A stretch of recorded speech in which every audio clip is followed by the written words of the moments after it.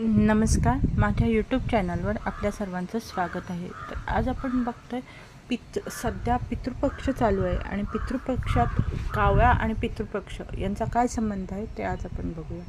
तर कावळा हा यमराजाचा द्वारपाल असं मानलं जातं आणि या वरदानामुळे पितृपक्षाच्या काळात कावळ्यांसाठी बाहेर पान ठेवलं जातं आणि त्यामुळे पितरांना तृप्ती मिळते असं मानलं जातं.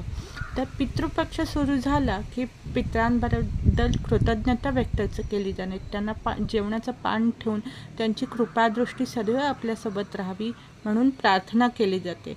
तर या पितृपक्षात एका पक्षाला खूप मोठं स्थान आहे मानाचं आणि तो म्हणजे कावळा.